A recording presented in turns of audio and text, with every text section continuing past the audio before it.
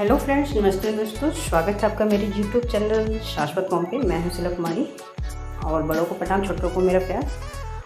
और बहुत दिनों से मैं ब्लॉग नहीं बना पा रही थी क्योंकि बहुत सारे इशूज़ थे मेरे, पर क्या बताऊँ, कुछ भी शेयर भी नहीं कर पा रही थी। बहुत ज़्यादा मैं बिजी हो गई थी। और ब्लॉग मैंने ये सब मैंने अब वीडियो देख रहे होंगे ना, ये मैंने लमसम 1 महीने पहले ही शूट करके रखा था, पर मेरे को इतना भी समय नहीं मिल पा रहा था कि मैं इस पर वॉइस ओवर करूँ और एडिटिंग करूँ।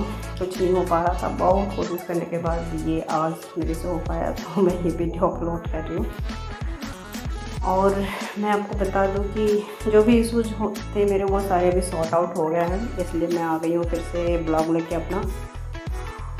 और धीरे धीरे मैं कोशिश करूँगी कि हमारे साथ जो भी मतलब इधर आप बीती हुआ था मैं वो आपसे शेयर करूँ। तो इस ब्लॉग पे तो नहीं, लेकिन नेक्स्ट वाले ब्लॉग पे मैं आपको ज़रूर कोशिश करूँगी बताने का। अब देखूँगी कि मैं बता पाऊँगी कि नहीं।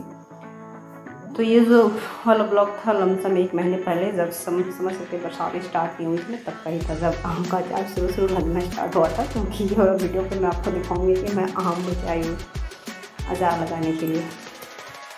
और ज़िंदगी का क्या है, तो रुकते हंसते गाते वो चलना ही, आगे बढ़ना ही। हम रुक नहीं सकते, चाहे कोई हमारे साथ हो ना हो, क्योंकि हम दुनिया पे आए भी अकेले थे और रहना भी अकेले और जाना भी अकेले ही है। तो ये सारी चीज़ों को सोचते हुए मैंने सोचा क्यों नहीं, लाइफ में तो हर चीज़ लगा ही हुआ है, पर किसी चीज़ को अगर हम करना चाहें तो उसे फिर ये जान लगा करना होता है। पीछे मुड़ के देखना नहीं होता, ये नहीं देखना होता कि मेरे ये कारण से नहीं हो पा रहे, ये कारण, बहुत सारे कारण और रीज़न हम लोग डालेंगे अपनी लाइफ में तो हम कोई काम नहीं कर पाएंगे। जैसे कि मैं 1 महीने से ब्लॉग नहीं अपलोड कर पा रही थी, बस यही रीज़न के कारण कि मेरे को सिर्फ रीज़न ही दिख रहा था कि मेरे को ये नहीं हो पा रहा है, वो नहीं हो पा रहा। तो फिर मैंने ठान लिया कि ना, ऐसे करने से चलेगा नहीं, मेरे को तो ब्लॉग डालना ही डालना है। और आगे कुछ करना लाइफ में तो कुछ तो एक्स्ट्रा मेहनत आपको करना ही पड़ेगा। तो बस ये मेरी लाइफ की मतलब कुछ मैं करना चाह रही हूँ, इसके लिए मैं ये एक्स्ट्रा मेहनत कर रही हूँ। और मेरी देखा ही होगा आप लोगों ने कि मेरा जो दिनचर्या उसका शेड्यूल होता है बहुत ही बिजी होता है। मैं सुबह उठती हूँ, रात को 12 बजे तक मतलब सिर्फ काम काम काम काम काम। और अभी तो मैं ब्लॉग भी थोड़ा सा इधर एडिट शूट और ये आपका वॉइस ओवर करने लगी हूँ, तो मेरे को रात के 12 बजे जाते हैं, 12-1 भी बज जाते, कभी तो 2 बज जाते हैं। कभी ऐसा होता है कि सिर्फ 2 या 3 घंटे में सो पाती हूँ। तो ये जो ब्लॉग था ये मैंने सोचा था कि आपको अपनी मतलब समर वाला मॉर्निंग रूटीन मैं दिखाऊंगी। तो जैसे मैंने आपको दिखाया भी कि सुबह सुबह उठने के बाद मैं जो भी मेरा दिनचर्या होता है उसे निपटा उपटा के बस मैं किचन में आ गई थी।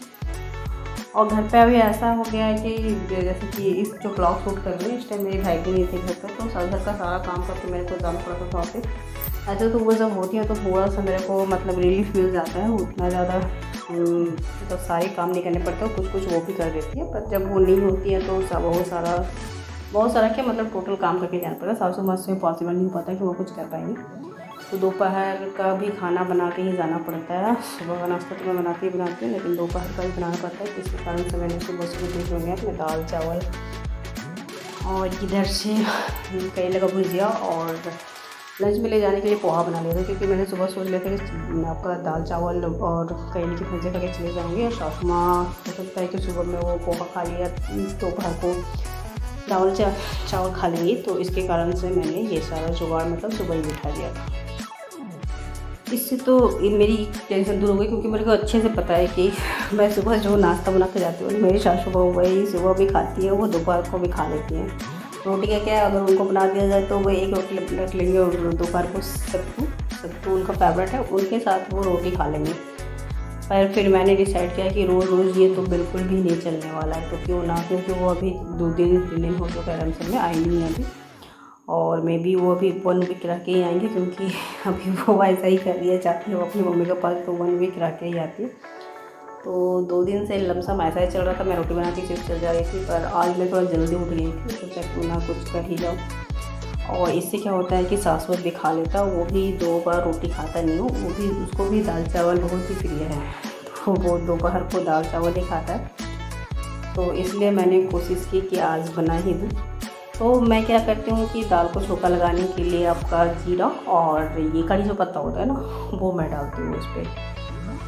तो फाइनली सुबह सुबह घर का सारा काम वाम तो करना है, फिर ना ऐसा नहीं मेरे कभी मतलब मैंने कोई काम वाली बाई हायर नहीं किया, और इतनी मेरी औकात भी नहीं है कि मैं किसी काम वाली बाई को हायर कर लूँ। खुद का होता नहीं है यार, घर के काम मतलब खुद के नहीं होते, तो इसलिए तो इतनी सारी मेहनत करने पड़ रही है, और फिर मैं काम वाली बाई हायर कर ही नहीं सकती, नॉट पॉसिबल, हो ही नहीं सकता है। ये भले हो सकता है कि मैं जॉब छोड़ दूँ, पर किसी काम वाली को एक्स्ट्रा हायर करके पैसे देना ये हमारी बस की बात नहीं है, मतलब हमारी औकात से बिल्कुल बाहर है। और हम तो प्राइवेट जॉब करते हैं, जॉब में सैलरी कितनी है यार, ये टोटल 10,000 भी नहीं मिलता है आपको।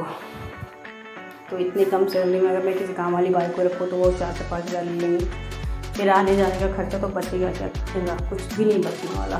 तो इसलिए बहुत कोई मेरे को क्वेश्चन भी करते हैं कि घर पे इतना सारा काम जब करना होता है तो क्यों ना आप एक बाई को रख लेते हैं घर पे काम करने का। लेकिन मैं उनको बता दूं कि बिल्कुल भी मेरे साथ ऐसा पॉसिबल नहीं है, हम लोग ऐसा बिल्कुल नहीं कर सकते, बिल्कुल भी। अपना मतलब मेरे इंसान से अपने घर देख के भी बहुत कोई कमेंट करते होते हैं आप ऐसे ही बोल रहे हो, तो मैं उनको भी बता दूँ कि ये घर मेरे ससुर ही ने बनाया था। मेरे ससुर जी का मतलब ग्लेशियर प्लांट है यहाँ पे, वहाँ पे स्टील प्लांट बोकारो का, उस पर उनका जॉब था, जिसके कारण ये घर भी बन पाया, वरना हमारी तो इतनी औकात भी नहीं है।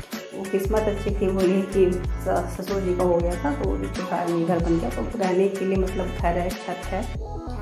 ये तो बहुत सारे लोगों को तो मैंने देखा है कि क्वार्टर पे रहते हैं या फिर रेंट पे रहते हैं, तो लमसम यहाँ का जो अभी चार्ज चल रहा है बोकारो के, कम से कम आपको 50 से 60 हज़ार रुपये सालाना आपको जमा करना पड़ेगा। अगर ऐसा भी होता ना तो हमारी मतलब जो हमारी अभी सैलरी जो चल रही है मेरे हस्बैंड की, पॉसिबल नहीं है कि हम लोग मतलब 50 से 60 हज़ार दे के रह पाते। बस एक मामूली सा लगता है किसी झुग्गी झोपड़ी में ही जाके रहते हैं, वही वाली हमारी हाल होती है। जो भी हमारी अभी अब आपको दिख रही होगी, इतना बढ़िया मेरा किचन भी नज़र आ रहा होगा, तो ये सब मतलब ससुर जी के लिए नहीं, हमारे ससुर जी ऐसा है हमारे हैं नहीं, वाली सासू माँ हमारे साथ है अभी।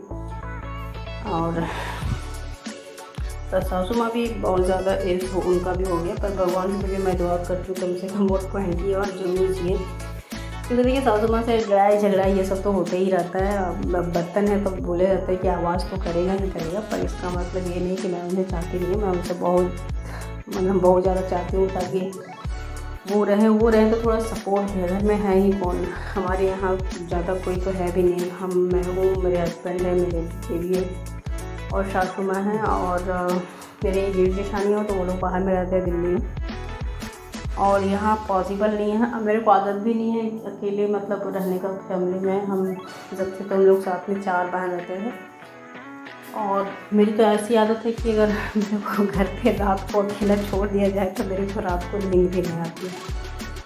और सासू माँ की इतनी उम्र भी हो गई कि कभी कभी उनका तबीयत ख़राब हो जाता है, दिल बहुत ज़्यादा घबरा जाता है, लगता है कि अगर उनको कुछ हो गया तो पता नहीं हम लोगों का क्या होगा, कैसे जिएंगे हम लोग, कैसे रहेंगे, कैसे मैनेज करेंगे। क्योंकि अभी वो घर पे रहती हैं तो कम से कम मेरा जो बेटा है 2.5 साल का भी हो गया लमसम में, उसे तो रखती हैं, और अगर वो ना रहे तो मेरा पॉसिबल ये है कि मैं जॉब कर पाऊँ, क्योंकि बच्चे को भी देखना होगा, घर देखना होगा, तो पॉसिबल नहीं है। इसलिए भगवान से भी मेरी यही दुआ और आप लोग भी कामना कीजिएगा कि मेरी सासू माँ की कम से कम उम्र 20 साल और हो, वो जिए अच्छे से और अच्छे से रहे, मतलब स्वस्थ रहे, अच्छी रहे।